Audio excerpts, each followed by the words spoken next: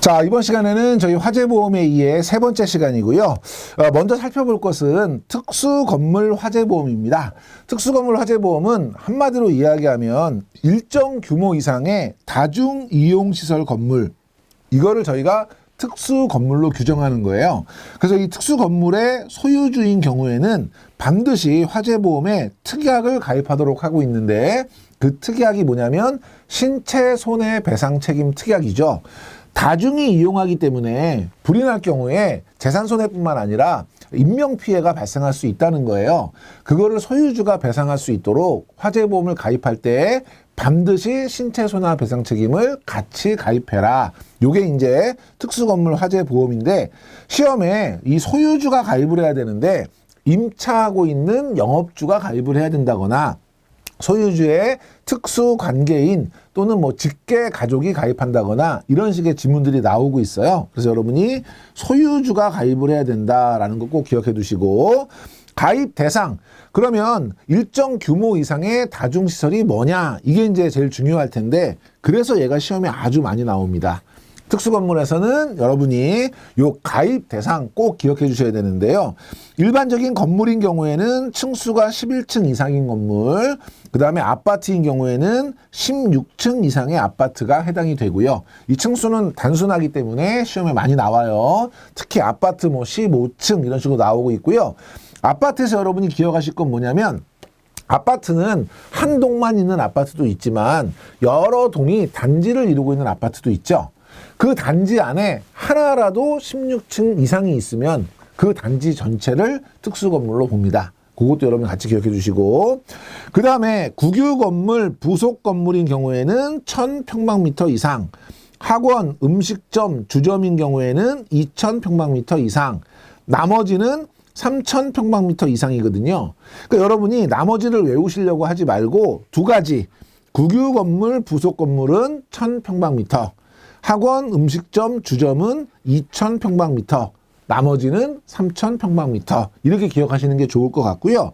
시험 문제에는 요 평수를 바꿔서 뭐 1000평방미터인 학원 또는 2000평방미터인 숙박업소, 뭐 11층 이상의 아파트, 2000평방미터인 공연장, 이런 식으로 바꿔서 시험 문제를 많이 내고 있기 때문에 여러분이 11층, 16층, 1000평방미터는 국유건물, 부속건물, 2000평방미터는 학원, 음식점, 주점, 요거만 여러분이 명확하게 기억해 주시면 되겠습니다. 자, 보상 범위는요, 화재보험 보통약관에서 보상하는 일반적인 뭐 직접손해, 소방손해, 피난손해, 이런 기본적인 것들은 다 보상을 하고요. 핵심이 뭐냐면 요거죠. 신체 손해배상 책임 담보 특별약관, 요거를 이제 반드시 가입을 해야 되는데, 만약에 화재로 인해서 타인이 사망하거나 부상을 당하거나 했을 경우에는 소유주가 그 전체적인 어떤 건물에 대한 소유 관리의 책임이 있기 때문에 그 부상당하거나 사망하신 분에 대해서 손해를 배상해야 되는 배상 책임을 가져요. 이거를 이제 대신 보험회사에서 보상하겠다라는 개념인데, 한도 중요합니다. 앞으로 이제 뒤에 나올 다양한 화재보험에, 또 화재보험에 준하는 그런 보험들의 보상 한도인데요. 사망은 1억 5천만 원까지, 그 다음에 부상은 3천만 원까지, 그리고 후유장애는 1억 5천만 원까지다. 그래서 1억 5천, 3천, 1억 5천, 요거는 꼭 기억하셔야 되고요. 다만 부상이나 후유장애 같은 경우는 등급이 있죠. 1급부터 14급까지 각각의 상해 등급 또는 장해 등급에 따라서 보상 금액은 달라진다. 어쨌든 여러분은 1억 5천, 3천, 1억 5천, 요거는 꼭 기억하시고요. 화재 대물 배상이 있는데요. 내 물건이 만약에 피해가 있었다, 이거는 직접 손해로 보상받을 수 있는데, 남의 물건에 피해가 있었다, 이건 물어줘야 되잖아요. 이건 대물 배상 책임이거든요. 요거는 사고당 10억 원이에요. 그래서 물건당이 아니라 한 사고당 10억 원이다 라고 하는 개념도 기억해 주시고, 특수건물 특별약관에서 이제 보상하는 것은 뭐냐면 풍재와 수해 보장을 하고 있고요. 항공기 및 낙하물 손해, 항공기가 예를 들면 추락을 하거나 뭔가 낙하물이 있어서 건물에 파손이 있다면 그것도 보상받을 수 있도록 특별약관을 가지고 있고요. 밑에 보면 특수건물은 특별약관 가입 없이 풍수재로 인한 손해는 보상한다? 아니죠. 풍수재 또는 항공기 및 낙하물 손해는 특별약관이기 때문에 특별약관에 가입하신 분만 보상받을 수 있다. 이런 개념이에요. 자, 여기서는 어쨌든 신체 손해배상 책임 담보가 제일 중요하니까 그 부분들 꼭 기억해 두시기 바랍니다. 다음에 다중이용업소 화재 배상 책임 보험이라고 하는 것인데요. 요거는 다중이용업소인 경우에 화재 시 타인의 신체 또는 재산상 손해배상을 하기 위한, 그래서 요거는 23개 다중이용업소 업주에 대해서 가입을 의무화하고 있는 보험이에요. 예를 들면 건물 전체는 건물 소유주가 또 우리 특수 건물에 의한 보상을 하겠지만, 예를 들면 특수 건물이 아니더라도 큰 다중 이용 시설이 있는 경우가 있겠죠.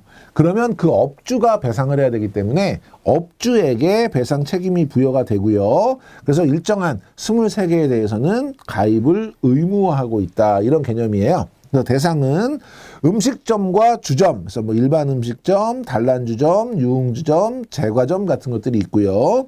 문화 스포츠에서 영화관, 비디오 감상실, PC방, 노래 연습장, 콜라텍, 실내 골프 연습장, 안마시술소, 기타 업소는 학원, 목욕장, 고시원, 산후조리원 같은 것들이 있고요. 아주 난이도가 좀 높은, 어렵진 않은데 여러분이 암기를 하셔야 되는 다음 중 다중이용업소 화재배상 책임보험의 의무 가입 대상이 아닌 것은, 뭐 이런 문제가 나올 수 있거든요. 그럼 여러분이 요거는 외우시기보다는 자주 보시면서 눈에 익혀두시는 게 좋고, 시험에 자주 나오는 지문은 노래연습장, 고시원, 산후조리원이고요. 그 다음에 또 자주 나오는 게 뭐냐면 방송국 자주 나오는데 방송국은 해당되지 않습니다. 그래서 방송국 꼭 기억하시고, 또 하나가 특수 건물 내에 이런 게 있다. 그러면 어차피 건물주가 특수 건물 화재보험을 통해서 신체 손해배상 책임보험을 가입했겠죠. 그렇죠?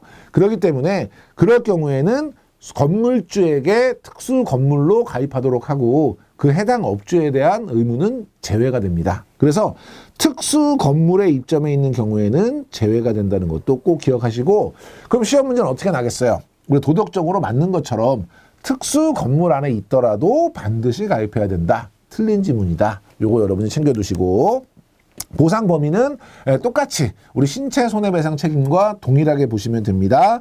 사망 1억 5천, 부상 3천, 후유장애 1억 5천. 다만 부상이나 후유장애는 1급부터 14급까지 상해 등급, 장애 등급에 따라 보상이 되고요. 재산 피해는 대물 배상이 되겠죠. 사고당 10억 원. 네, 똑같으니까 기억해 두시고, 재난 배상 책임보험이라고 하는 것이 있는데요.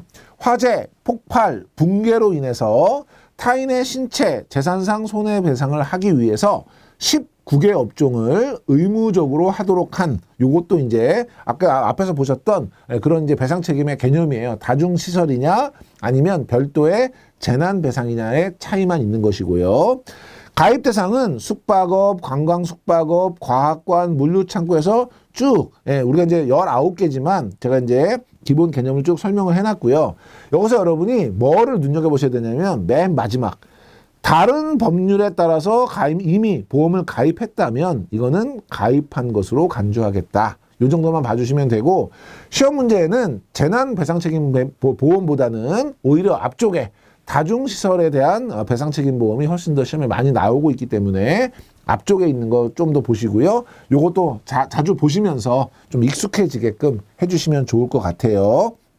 여기에 맨 마지막에 보면 15층 이하의 공동주택이 있죠. 이거는 무슨 얘기냐면, 아파트인데 16층 이상이면 특수 건물이기 때문에 당연히 신체손해배상 책임을 가입하겠지만 16층 이하라고 하면 아무것도 안 해도 되느냐? 그럼 아파트에 화재가 나서 인명피해가 생기면 어떻게 할 거냐? 이런 개념인 거죠. 그래서 이제 이런 특수건물에 해당하지 않는 이런 이제 공동주택에 대해서는 재난배상책임보험을 가입하도록 의무화하고 있다. 이렇게 봐주시면 되겠고요. 자, 재난배상책임의 가입 의무자는요, 소유자와 점유자가 동일하다. 그러면 이제 소유자가 가입하시는 것이고, 소유자와 점유자가 상이하다. 그러면 점유자가 가입하는 거죠. 건물주가 아니라 입점에 있는 임차인이 가입해야 된다. 임대인이죠. 임차인이죠. 임차인이 가입해야 된다. 이런 개념이고, 계약 또는 법령에 따라서 관리자가 규정되어 있다. 예를 들면 아파트 같은 경우에 관리소가 따로 있잖아요. 이럴 경우에는 그 관리자가 의무자가 된다. 보상 범위는 동일합니다. 사망 1억 5천, 부상 3천, 후유장애 1억 5천, 대물은 사고당 10억. 동일하게 봐주시면 되겠습니다. 자, 다음에 이제 우리 풍수의 보험인데요. 풍수에는 글자 그대로 바람, 풍이나 수, 물에 의한 이런 이제 손해들을 보상하는 건데, 태풍이라든지 홍수라든지 지진이라든지 이런 것들에 의한 피해를 이제 보상을 하는 것이고요. 요거는 정부와 지자체가 보험료의 약 70% 이상을 지원하는 정책성 보험으로 여러분 이해하셔야 돼요. 그러니까 이런 것들이 자주 발생하는 지역 같은 경우에는 본인이 가입을 하더라도 정부에서 일정 부분 지원을 받아서 많은 사람들이 가입하고 문제가 생겼을 때 사회적인 비용을 줄이기 위해서 가입하는 보험이다. 이렇게 이해해 주시면 되는데요. 대상 그 재해가 뭐냐면 태풍, 홍수, 호우, 강풍, 풍랑, 해일, 대설, 지진. 이때 이제 쓰나미, 지진, 해일을 포함하고 있고요. 가입 대상은 이제 주택과 온실과 그다음에 상가, 공장. 그래서 이제 소상공인이 되겠죠. 그래서 여러분 여기서는 주택, 그리고 온실, 그리고 상가, 그리고 공장이 해당이 된다. 요거 기억해 주시고요. 보험료는요, 총 보험료에서 70에서 92%를 정부 및 지자체가 지원합니다.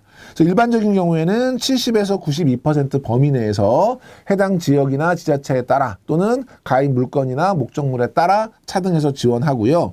차상위, 그러니까 최하위 계층, 위의 계층이 되는 거죠. 이런 경우에는 조금 더 많이 지원하겠죠. 그러니까 77.5에서 92%까지 지급하고요. 기초생활수급자 최하위죠. 이런 경우에는 86.5에서 92%까지 지급한다. 그리고 소상공인인 경우에는 일반이겠죠. 그래서 70에서 92%까지 지급한다. 그래서 여러분이 기본적으로는 70%에서 92% 요거를 잘 기억해 주시면 되겠습니다. 자, 이렇게 해서 이번 시간에는 화재보험하고요. 특히나 이제 화재보험 중에서 우리 특수건물, 그 다음에 다중이용시설, 그 다음에 뭐 재난, 풍수재와 같이 단순한 화재가 아니라 신체, 다른 사람에 대한 배상 책임이나 다른 사람에 대한 대물 배상 같은 배상과 연계된 그런 상품들 저희가 살펴봤고요.